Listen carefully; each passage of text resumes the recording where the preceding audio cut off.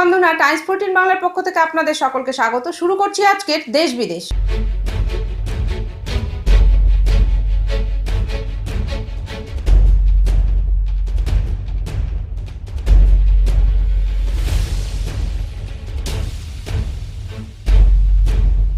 ভারতে আশ্রয় নেওয়া পুলিশ কর্তাদের ফেরত চাইল মায়ানমার।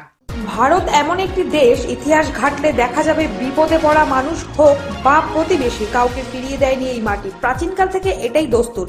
ব্রাজিল থেকে গুয়াতেমালা করোনা টিকা বিশ্বের বিভিন্ন দেশে পৌঁছে দিয়ে আলাদা জায়গা করে নিয়েছে ভারত।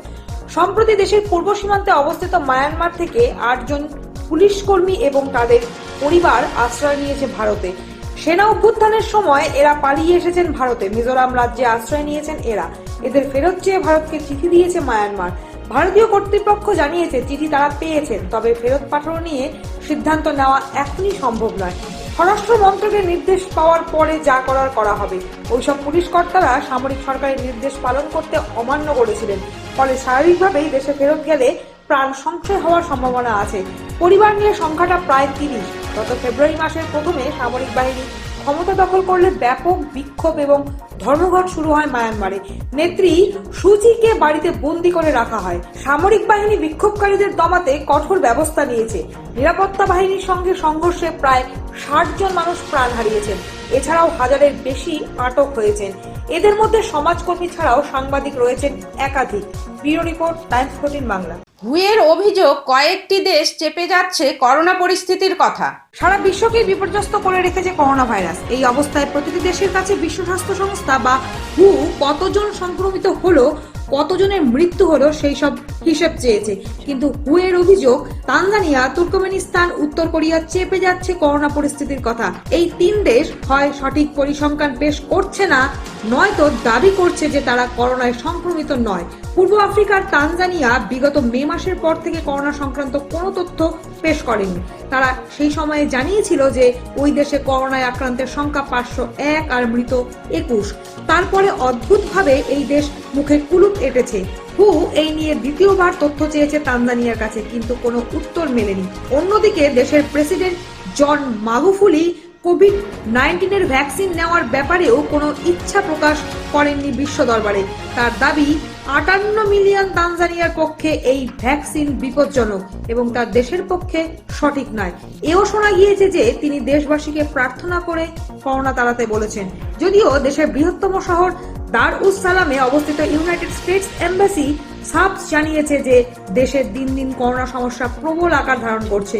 দক্ষিণ আফ্রিকায় করোনার যে নতুন ধারা আবিষ্কৃত হয়েছে, জানা গিয়েছে যে তানজানিয়া থেকে ইউনাইটেড স্টেটস যাওয়ার সময়ে 2 যাত্রীর শরীরে তার অস্তিত্ব মিলেছে। Bureau report, Times 14 Bangla. কৃষ্ণাঙ্গ কবি অ্যামান্ডার পিছু নিলেন মার্কিন নিরাপত্তা রক্ষী। মাস দুয়েক আগে আমেরিকার প্রেসিডেন্ট জো বাইডেনের অভিষেক অনুষ্ঠানে নিজে লেখা পাঠ করা কবিতায় একতা ও সাম্যের কথা বলেছিলেন তিনি। 22 বছরের তরুণী অ্যামান্ডা গোরম্যানের দ্য হিল উই ক্লাইম্ব সেই সময় সাড়া ফেলেছিল গোটা বিশ্বে। গত শুক্রবার সেই কৃষ্ণাঙ্গ কবিটি পিছু ধাওয়া করে তার বাড়ি পর্যন্ত পৌঁছে গিয়েছিলেন নিরাপত্তা রক্ষী। কেন? টুইটারে আফ্রিকান আমেরিকান কবি জানিয়েছেন তার চেহারা বিশেষ সুবিধার ঠেকেনি শ্বেতাঙ্গ রক্ষীর। সন্দেহজনক মনে হয় অনুসরণ করেন অ্যামান্ডাকে এবং সন্দেহ ভাঙলেও ক্ষমা মাত্র না চেয়ে বিদায় নেন। জানুয়ারিতে বাইডেনের অভিষেক অনুষ্ঠানের পর 2017 সালে ন্যাশনাল ইউথ পোয়েট লরেট খেতাব জেতা অ্যামান্ডাকে নিয়ে নতুন করে হইচই শুরু হয়। আমেরিকার প্রেসিডেন্টের অভিষেক অনুষ্ঠানে অংশ নেওয়া কবিদের মধ্যে অ্যামান্ডাই ছিলেন সর্বকনিষ্ঠ। Bureau report, Times 14 Bangla. 7 March বক্তৃতার কৃতিত্ব স্বীকার করে শেখ মুজিবরের স্মারকে ফুল দিয়ে শ্রদ্ধা জানালেন কন্যা শেখ হাসিনা। ঢাকার রেসকোর্স ময়দানে লাখো জনতার উদ্দেশ্যে 1971 সালের 7 মার্চ দেওয়া শেখ মুজিবুর রহমানের বক্তৃতার সুবর্ণ জয়ন্তী পালিত হলো এবার। ইতিমধ্যেই এই বক্তৃতায় পাকিস্তান সেনাবাহিনী ছেড়ে স্বাধীনতা যুদ্ধে অংশ নেওয়া জিয়াউর রহমানও শেখ মুজিবের এই ঘোষণা পাঠ করেছিলেন বেতারে প্রচারের উদ্দেশ্যে। কিন্তু পরবর্তীকালে জন্ম নেওয়া বিএনপির নেতারা দাবি করেন জেনারেল জিয়াই প্রথম স্বাধীনতার ঘোষণা করেন। 1975-এ সেনাবাহিনীর একটি অংশ শেখ মুজিবকে হত্যা করে বাংলাদেশের ক্ষমতা দখল করার পর থেকে এই ঘোষণা প্রকাশ্যে বাজানো নিষিদ্ধ ছিল। এমনকি জিয়াউর রহমানের আমলেও সেই নিষেধাজ্ঞা তোলা হয়নি। এবার স্বাধীনতার 50 বছর উদযাপনের মধ্যে 7 মার্চ পালনের কথাও বলেছে বিএনপি। গোটা মার্চ জুড়ে চলা এই অনুষ্ঠানের সূচনায় প্রধানমন্ত্রী শেখ হাসিনাকেও আমন্ত্রণ জানানো হয়েছিল, কিন্তু তাদের 7 মার্চ পালনকে ভণ্ডামি আখ্যা দিয়ে আওয়ামী লীগের সাধারণ সম্পাদক ওবায়দুল কাদের বলেন, হঠাৎ 46 বছর পরে তাদের বোধোদয় হয়েছে। 7 মার্চের সেই ঐতিহাসিক ভাষণ তারা শুধু নিষিদ্ধই করেনি, এ ভাষণ যারা বাজাতো তাদের নির্যাতন করত, জেলে দিত এবং অনেককে নির্যাতন করে পঙ্গু পর্যন্ত করে দিয়েছে। সেই 7 মার্চ তারা পালন করছে। কাদেরের কথায় পালনও করছে, আবার দাবি করছে জিআই স্বাধীনতার ঘোষক। এদিন সকালে ধানমন্ডিতে শেখ মুজিবের স্মারকে ফুল দিয়ে তাকে শ্রদ্ধা জানান প্রধানমন্ত্রী Sheikh Hasina. Bureau report, Times 14 Bangla. বাঁচতে চাননি, অন্তঃসত্ত্বা অবস্থায় আত্মহত্যার কথা ভাবতেন, বিস্ফোরক মন্তব্য মেগান মার্কেলের। রাজ পরিবারে পা রাখার পর থেকে নিজেকে শেষ করে দেওয়ার কথা ভাবতেন। এমনকি 5 মাসের অন্তঃসত্ত্বা অবস্থাতেও বারবার সেই চিন্তায় ঘুরে ফিরে আসতো তার মনে। রবিবার এক টেলিভিশন সাক্ষাৎকারে এমনই বিস্ফোরক দাবি করেছেন মেগান মার্কেল। বাকিংহাম প্যালেসকে বর্ণবৈষম্যের অভিযোগেও বিদ্ধ করেছেন। মেগানের দাবি, রাজকুমার হ্যারি ও তার প্রথম সন্তানের জন্মের আগেই তার গায়ের রং নিয়ে চলতো আলোচনা। নিজে যখন মানসিক সমস্যায় ভুগছেন সে সময় সাহায্যের হাত বাড়িয়ে দেয়নি ব্রিটেনের রাজ পরিবার, এমনটাও শোনা গিয়েছে মেগানের কণ্ঠে। Bureau report, Times 14 Bangla. বিশ্ব স্বাস্থ্য সংস্থার কোভ্যাক্স প্রকল্পে টিকা পেল শ্রীলঙ্কা। বিশ্ব স্বাস্থ্য সংস্থার কোভ্যাক্স প্রকল্পে আজ প্রথম 2,64,000 dose Oxford AstraZeneca Covid vaccine এসে পৌঁছল শ্রীলঙ্কায়। আর্থিক সঙ্গতির বিচারে নয়, সার্বিকভাবে যাতে বিশ্বের প্রতিটি দেশে প্রতিষেধক পৌঁছয় সে কথা মাথায় রেখে এই বিশেষ উদ্যোগ নিয়েছে হু। অক্সফোর্ড অ্যাস্ট্রাজেনেকার কোভিশিল্ড তৈরি করেছে ভারতের সিরাম ইনস্টিটিউট। ভ্যাকসিন শ্রীলঙ্কায় পাঠানোর বিষয়ে সহযোগিতা করেছে ইউনিসেফ। কোভ্যাক্স প্রকল্পে পাঠানো ভ্যাকসিন দেওয়া হবে ষাটোর্ধ্ব সবচেয়ে ঝুঁকিপূর্ণ তালিকায় থাকা ব্যক্তিদের। মে মাসের মধ্যে 14,40,000 ডোজ শ্রীলঙ্কায় পাঠানোর চুক্তি হয়েছে বলে জানা গিয়েছে।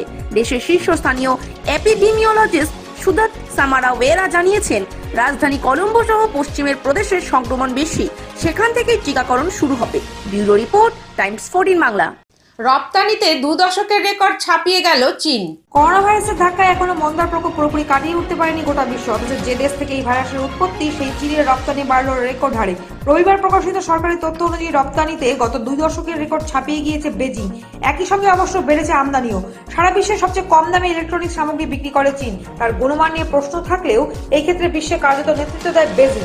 করোনার জেরে ওয়ার্ক ফ্রম হোম বৃদ্ধি পেয়েছে গোটা বিশ্বে, তাই ইলেকট্রনিক সামগ্রিক চাহিদাও বেড়েছে। সেই বাজারে বড় অংশ ধরেছে চীন, ফলে এই ক্ষেত্রে রপ্তানি বেড়েছে লাফিয়ে। অন্যদিকে করোনার মোকাবিলায় মাস্ক এবং অন্যান্য চিকিৎসা সামগ্রীর রপ্তানিও বেড়েছে লক্ষণীয়ভাবে।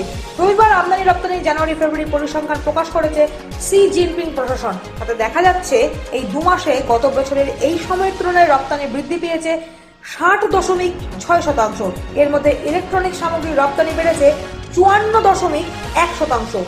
মাস্ক, চিকিৎসা সামগ্রী সহ বস্ত্র শিল্প ক্ষেত্রে এই বৃদ্ধি 50.2%। অন্যদিকে আমদানি বেড়েছে 22.2%। Bureau report, Times 14 Bangla. ব্রহ্মপুত্রের উপর চীনের জলাধার তৈরির পরিকল্পনা চূড়ান্ত, ফের অশান্তির ইঙ্গিত।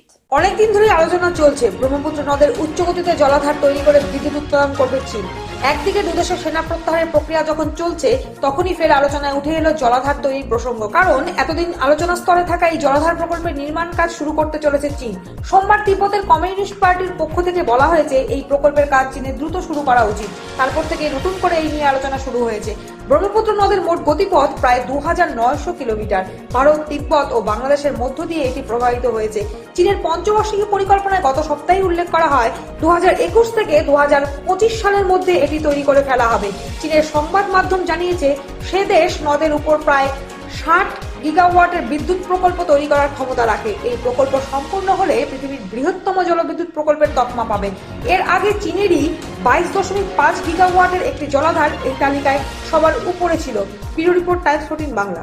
23 বছর পর যুদ্ধজাহাজে ফের মহিলা অফিসার নিয়োগ করলো ভারতীয় নৌবাহিনী। টানা 23 বছর বন্ধ ছিল, এবার সেই পরিস্থিতির বদল হলো। যুদ্ধজাহাজে 4 মহিলা অফিসার নিয়োগ করলো ভারতীয় নৌসেনা। আন্তর্জাতিক নারী দিবসের আগে এই পদক্ষেপ নিয়েছিল নৌসেনার কর্তৃপক্ষ। 2 মহিলা অফিসারের একজনকে নিয়োগ করা হয়েছে আইএনএস বিক্রমাদিত্যতে, অন্য 2 জন অফিসারকে নিয়োগ করা হয়েছে আইএনএস শক্তিতে। 1998 সালে যুদ্ধজাহাজে মহিলা অফিসারদের নিয়োগ করা শুরু করে নৌসেনা, তবে বেশ কিছু সমস্যার কারণে ওই নিয়োগ বন্ধ করে দেওয়া হয়। এবার আইএনএস শক্তিতে যে 2 মহিলা অফিসার নিয়োগ করা হয়েছে তাদের মধ্যে একজন চিকিৎসক। সংবাদ মাধ্যমে তিনি জানান, একজন সেনা ও সৈনিক হিসেবে তাকে কাজ করার সুযোগ করে দিয়েছে নৌবাহিনী। Bureau report, Times 14 Bangla. সংসদের অধিবেশন স্থগিত রাখার আর্জি তৃণমূলের। পাঁচ রাজ্যের বিধানসভা নির্বাচন ঘোষণা হয়ে গিয়েছে। এই পরিস্থিতিতে টানা এক মাস ধরে চলবে সংসদের অধিবেশন, কিন্তু পাঁচ রাজ্যের সমস্ত সাংসদরা ব্যস্ত থাকবেন ভোট প্রচারে। এই পরিস্থিতিতে লোকসভা অধ্যক্ষ ও রাজ্যসভার চেয়ারম্যানকে চিঠি দিয়ে সংসদের অধিবেশন স্থগিত রাখার আর্জি জানালো তৃণমূল। সোমবার এ বিষয়ে লোকসভার অধ্যক্ষকে চিঠি দিয়েছেন তৃণমূলের লোকসভার নেতা সুদীপ বন্দ্যোপাধ্যায় এবং রাজ্যসভার চেয়ারম্যানকে চিঠি দিয়েছেন ডেরেক ওব্রায়েন। তাদের দুজনেরই আর্জি 8 মার্চ থেকে 8 এপ্রিল পর্যন্ত হতে চলা সংসদের অধিবেশন স্থগিত রাখা হোক। শুধু বাংলা নয়, বাকি রাজ্যের ভোটের কথা উল্লেখ করা হয়েছে চিঠিতে। যদিও সোমবার থেকে চালু হয়ে গিয়েছে বাজেট অধিবেশনের দ্বিতীয় পর্যায়, আর প্রথম দিনই জ্বালানির মূল্য বৃদ্ধির প্রতিবাদে উত্তাল হয়ে ওঠে Rajya Sabha. Bureau report, Times 14 Bangla. শিমলিপালের দাবানল পৌঁছচ্ছে ব্যাঘ্র প্রকল্পের কাছাকাছি। প্রায় 2 সপ্তাহ ধরে চলছে ওড়িশার শিমলিপাল জাতীয় বনভূমি। 21টি ফরেস্ট রেঞ্জের 8টিতে ছড়িয়ে পড়েছে দাবানল। এই প্রতিবেদন লেখা পর্যন্ত সরকারি বয়ান অনুযায়ী কোনো প্রাণহানি না ঘটলেও আগুন ক্রমশ ব্যাঘ্র প্রকল্পের কাছাকাছি পৌঁছনোয় চিন্তা বাড়ছে বিভিন্ন মহলে। সিম্পালের বনাঞ্চল দেশের বৃহত্তম শালগাছের এলাকা বলে পরিচিত। শালের বীজ মহুয়া ফুল অরণ্যভূমি থেকে তোলার জন্য স্থানীয় মানুষরা জঙ্গলের জমি পরিষ্কারের উদ্দেশ্যে এই সময় শুকনো পাতা জ্বালান। পাশাপাশি বসন্তের শুরু থেকেই তাপমাত্রা বাড়তে থাকে, ফলে সেই আগুন একবার গাছে লেগে গেলে তা দ্রুত ছড়িয়ে পড়ে। এবারও তেমন ঘটনা থেকেই আগুন ছড়িয়ে পড়েছে বলে অনুমান। এখানে অর্কিডের 94 রকম প্রজাতি, 55 রকমের স্তন্যপ্রাণী, পাখি 304 রকমের প্রজাতি সহ বিভিন্ন প্রজাতির সরীসৃপ, ভয়চর প্রাণী এবং নানান রকমের প্রজাপতি দেখতে পাওয়া যায়। যেভাবে আগুন ছড়িয়ে পড়ছে তাতে গাছপালা তো বটেই, তার সঙ্গে এই বিপুল পরিমাণ বন্যপ্রাণীর জীবনও এখন সংকটে। Bureau report, Times 14 Bangla. বেঙ্গালুরুতে 500 একর জুড়ে পৃথিবীর বৃহত্তম স্কুটার কারখানা তৈরি করবে ওলা। বেঙ্গালুরু শহর থেকে সামান্য দূরত্বে তৈরি হতে চলেছে পৃথিবীর বৃহত্তম ইলেকট্রিক স্কুটার কারখানা। 500 একর জমির উপরে এই কারখানা তৈরি করতে চলেছে অ্যাপ ক্যাব সংস্থা ওলা। ইতিমধ্যে সেই বিশাল জমি ঘুরেও দেখেছেন ওলার কর্ণধার ভাবিশ আগরওয়াল। তার আশা আগামী 12 সপ্তাহের মধ্যে এই কারখানা তৈরি করে ফেলা সম্ভব হবে। বছরে প্রায় 1 কোটি স্কুটার তৈরি হবে এই কারখানায়। বেঙ্গালুরু শহর থেকে 2.5 ঘন্টার যাত্রাপথে দূরত্বে অবস্থিত এই বিশাল অঞ্চল। এই কারখানা তৈরি করতে খরচ হবে প্রায় 33 কোটি মার্কিন ডলার, ভারতীয় মুদ্রায় 2416 কোটি টাকার বেশি। শেষ 10 বছর ধরে ভারতের পথে যাত্রী পরিবহনের বাণিজ্যে উল্লেখযোগ্য সাফল্য পেয়েছে ওলা। পৌঁছে গিয়েছে বাণিজ্যের শিখরে। সেই সংস্থায় এবার সরাসরি গাড়ি তৈরির ব্যবসায় আসতে চলেছে। Bureau report, Times 14 Bangla. করোনার দাপট না কমলে আংশিক লকডাউনের পথে হাঁটতে পারে মুম্বাই। করোনার দাপটে মহারাষ্ট্রবাসীর নাভিশ্বাস উঠেছে। আগামী 10 দিনের মধ্যে যদি সেখানে মারণ ভাইরাস নিয়ন্ত্রণে না আসে, তাহলে মুম্বাই আংশিক লকডাউনের পথে হাঁটতে পারে। সেই রাজ্যের মন্ত্রী আসলাম শেখ এমনটা ইঙ্গিত দিয়েছেন।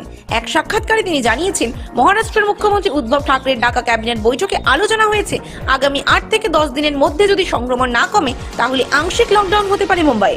সরকার মুম্বাই শহরে সবার আগে করোনা বিধিকে কঠোর করবে। মাস্ক না পরা কিংবা অনুষ্ঠান বাড়ি ও পাবে জনসমাগমে হ্রাস না টানলে মোটা টাকা জরিমানায় দিতে হবে। এর পাশাপাশি প্রাতিষ্ঠানিক কোয়ারেন্টাইনকেও বিকল্প হিসেবে ভাবা হচ্ছে। পরীক্ষা ও টিকাকরণের আরো ব্যাপকভাবে বাড়তে চলেছে মহারাষ্ট্র সরকার। এই মুহূর্তে কোভিড রোগীদের বাড়িতে নিবৃত্তবাসে কাটাতে বলা হচ্ছে, কিন্তু রিপোর্ট পাওয়া যাচ্ছে যে আক্রান্তের পরিবারের সদস্যরা বাড়তি সচেতনতা অবলম্বন করছে না। মুম্বাই ও তার পার্শ্ববর্তী এলাকায় সামাজিক দূরীকরণ মেনে চলাও কঠিন হচ্ছে। Bureau report, Times 14 Bangla. একমাত্র লক্ষ্য মোদি হটাও। কৃষক নেতারা যাবেন নন্দীগ্রাম, যাদবপুর, সিঙ্গুরে। নন্দীগ্রামে মমতা বন্দ্যোপাধ্যায় বনাম শুভেন্দু অধিকারীর লড়াইয়ের মাঠ। সেখান থেকে সিঙ্গুর বুদ্ধদেব ভট্টাচার্যের শিল্পায়নের অপূর্ণ স্বপ্নের জমি, সেই সঙ্গে ভোগ কলরবের যাদবপুর বিশ্ববিদ্যালয়, থাকতে পারে দক্ষিণ 24 পরগনার জয়নগর, কুলতলীয়। বিধানসভা ভোটের প্রচারে প্রধানমন্ত্রী নরেন্দ্র মোদী যখন কলকাতায়, ঠিক তখন কৃষক আন্দোলনের নেতারা তাদের বাংলা সফরের কর্মসূচি চূড়ান্ত করছেন। কলকাতায় প্রধানমন্ত্রীর প্রচারের দিকে ইঙ্গিত করে ভারতীয় কিষাণ ইউনিয়নের নেতা রাকেশ টিকায়েত বলেন, সরকার তো কলকাতায় চলে গিয়েছে, তাই আমরাও আগামী সপ্তাহে কলকাতায় যাব, কৃষকদের সঙ্গে কথা বলবো। এখনো পর্যন্ত ঠিক হওয়া কর্মসূচি অনুযায়ী 11 মার্চ রাত থেকেই দিল্লির সীমানায় কৃষক আন্দোলনের নেতারা একে একে কলকাতায় পৌঁছবেন। প্রথমে ঠিক ছিল 12 থেকে 14 মার্চ পশ্চিমবঙ্গে কৃষি আইনের বিরুদ্ধে প্রচার হবে। কেন্দ্র থেকে বিজেপি সরকারকে হটানোর ডাক দেওয়া হবে। এখন 15 মার্চ যাদবপুরে সভার পরিকল্পনা হচ্ছে। রাকেশ টিকায়েত, বলবীর সিং রাজেওয়াল, দর্শন পাল, হান্নান মোল্লা, যোগেন্দ্র যাদব, গুরুনাম সিংহ চান্দনির মতো কৃষক আন্দোলনের নেতারা দফায় দফায় কলকাতা, সিঙ্গুর, নন্দীগ্রাম, আসানসোল, জয়নগরে সভা করবেন। কথা বলবেন রাজ্যের কৃষকদের সঙ্গে। Bureau report, Times 14 Bangla.